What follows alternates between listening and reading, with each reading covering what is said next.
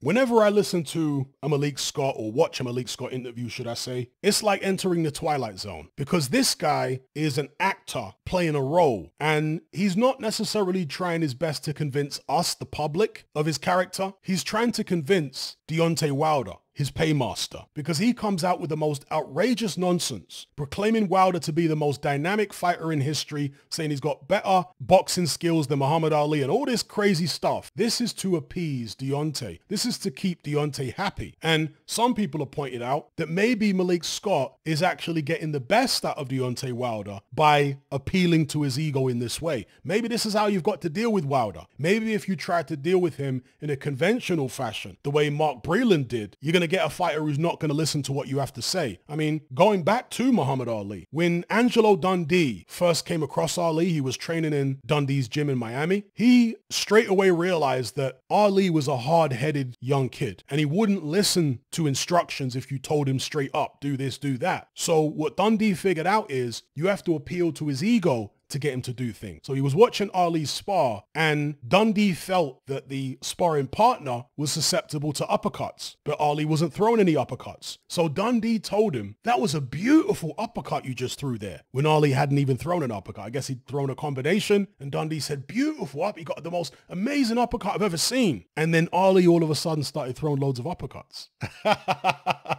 Because Dundee right away understood. He knew how to communicate with this guy who's very egotistical. You can't just tell him things straight up, because he's not going to take your advice. He thinks he knows it all. So what you have to do is say, oh, that's amazing, you're incredible. And that made him do what Dundee wanted him to do. See, there's so much more to being a trainer than just having a head full of technical boxing knowledge. You've got to be someone that understands how to communicate, understands different personality types, and how to work with those personality types, right? And Dundee obviously knew how to work with a young Cassius Clay, later Muhammad Ali. Maybe Malik Scott knows how to work with Deontay Wilder. It remains to be seen, because he hasn't really got any results. Yeah, he knocked out Robert Helenius, but Helenius is no great shakes. He hasn't got any top flight results with Deontay Wilder yet, Malik Scott. So let's see if he can. Now, he says that the Deontay Wilder-Anthony Joshua fight, which is being apparently planned for December, is far more exciting than Tyson Fury versus Alexander Usyk. He said it's not in comparison to Deontay fighting Anthony Joshua. That's nowhere near as exciting a matchup. Usyk and Fury is, in my opinion,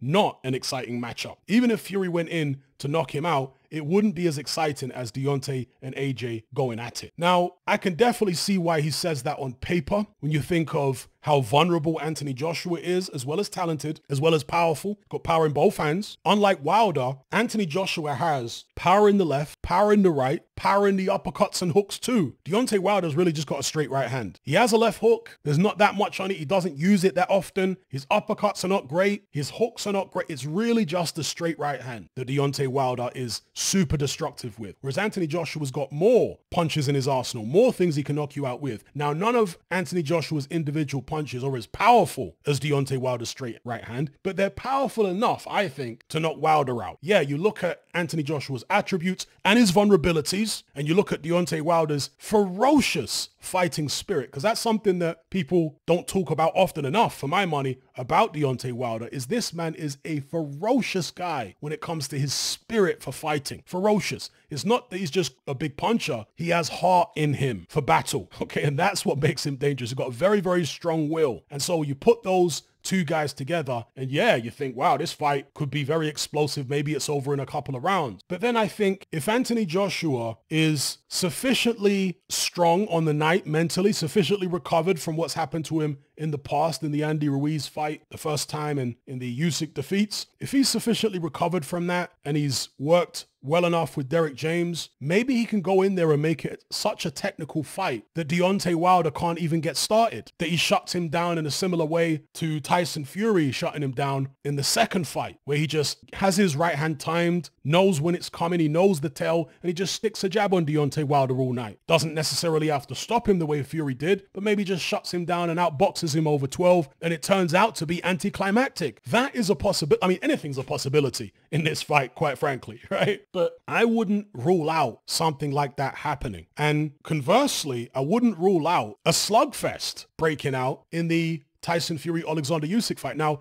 Usyk is not a guy who's going to go in there slugging with a much bigger man if he can help it. But Tyson Fury, in my estimation, is going to have to take Usyk into the trenches to win the fight. I'm one of these people who doesn't think Tyson Fury can win the fight on the outside, because some people believe that Fury's too tall and he's too long and he'll keep Usyk at the end of a jab. I just don't see it. I don't think Fury is anywhere near as well coordinated as Alexander Usyk. I don't think his feet are as fast, particularly at this age. And I think Usyk is going to be pinging him on the outside, particularly after a couple rounds when he gets settled in. I think that's going to be problematic for Tyson Fury if he wants to keep it long. And I think Fury knows that, because when he has spoken about the Alexander Usyk fight, he's spoken about imposing his will on Usyk. He hasn't talked about outboxing him and this and that. He's spoken about imposing his will on the guy, making him feel like the small man, fighting a big man fight just like he did when he came up off the floor against Steve Cunningham. I think Tyson Fury believes that he's going to have to fight that way, as I do. I don't think the long-range boxing stuff will cut it against Usyk. And if that turns out to be the case, then that could be a really enthralling fight, with Tyson Fury chasing Usyk down, and will he be able to get to him? Can Usyk hang on for the whole 12 rounds with this huge guy coming at him, throwing the kitchen sink, leaning on him in the clinches, making it dirty, maybe some controversy with the referee and all this kind of thing? There might turn out to be more action minute by minute, round by round in a Tyson Fury Usyk fight than there would be potentially in an Anthony Joshua Wilder fight, if the scenario I described earlier plays out, where AJ just sticks a jab on him, has Wilder's right hand timed where he can see it coming,